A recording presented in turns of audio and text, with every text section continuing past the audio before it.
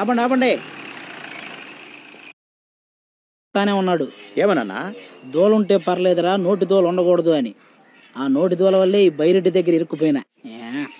ఆ చిలక జోష్యముడు నా జీవితం ముందుకు సాగిపోతాదని చెప్పినాడు కానీ ఇలా బండి ఆగిపోతాదని చెప్పలేదు.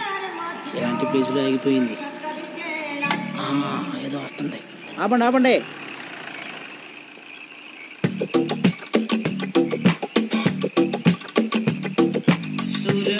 థ్యాంక్ యూ రా. గడ్డం బాగా సెట్ అయింది అనుకుంటున్నావా? ఈ దారిలో ఏ పోరంబోకలు ఆపరనుకున్నా, మీరు ఆపారు. అబ్బా, జనరల్గా మీరు అందరూ సంక్రాంతికి కదా వస్తుంటారు. ఎక్కడికి పోతుంటారు? ఎవడో నీకు తెలుసునా? తెలియకపోవడానికి ఏముంది? వాడి చేతిలో గన్ను, వాడి వాటం చూస్తే తెలియట్లా. పెట్టల ద్వారా కదా.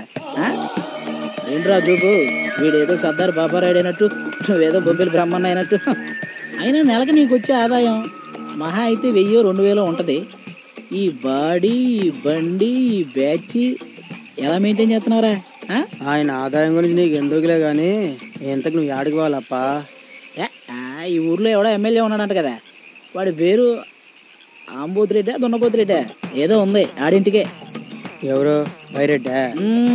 ఆ రెడ్డే. మా ఎస్ఐ వాళ్ళ ఇంట్లో బట్టలు ఉతకమని డ్యూటీ వేసాడు. నేను వెళ్ళనంటే వెళ్ళనన్నా అంతే. ఎమ్మెల్యే ఇంట్లో డ్యూటీ పడేసాడు మనకి. అది మన రేంజ్. అయినా పోలీస్ అయింది, ఎవడి ఇంట్లో పడితే వాడి ఇంట్లో గొడ్లు ఉతకడానికి, వాళ్ళ పిల్లలు ముడ్లు కడగడానికి కాదు. స్ట్రిక్ట్ ఆఫీసర్ ఇక్కడ. మనతో మామూలుగా ఉండదు. ఎమ్మెల్యే కూడా ఇట్లాంటి పనులు చేయమంటే ఏం చేస్తావు? ఎగిసి తంత. ఆడేవాడు నాకు చెప్పడానికి. అలా ఉతకమని చెప్పమను, పిసికి చంపేస్తా. లాటి ఇలా దిగిపోద్ది. అవునా? దింపే మరి. ఎవరికి? ఆయనే బైరెడ్డి, ఎమ్మెల్యే. సార్ ఏదో తెలియక ఏవేవో వాగేశాను సార్. ఇవేమీ మనసులో పెట్టుకోకండి సార్. నీ ఎటకారం చమత్కారం నాకు చాలా బాగా నచ్చినాయి. ఈ రోజు నుంచి నేను ఉంచుకుంటాండా. సార్ ఏంటి సార్ ఆ మాటలో? నేను అలాంటి కాదు సార్. చూసినావా, మళ్ళీ జోకేసినాడు. సార్ ఏమనుకోకండి సార్, ఏదో నోటి దూల వల్ల మాట్లాడేశాను సార్. నన్ను వదిలేండి సార్, నేను నడుచుకుంటూ వెళ్ళిపోతాను. ఇంకా భరించటం నా వల్ల కాదురా.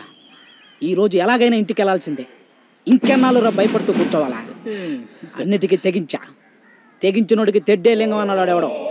దీని ఎక్క ఈరోజు బైరెడ్డా నేనా తేల్చుకోవాల్సిందే. చూస్తూ ఉండండి. ఎవరా నువ్వు? మొహం ఉండాల్సిన చోట పొట్ట ఉంది. సారీ సార్, ఎవరో అనుకున్నాను. ఆడికప్ప ఎల్లబారినావు. ఇలా మాట్లాడితే నా మెడలు ఇరిగిపోతాయేమో సార్. కొంచెం వెనక్కొచ్చి మాట్లాడతాను సార్.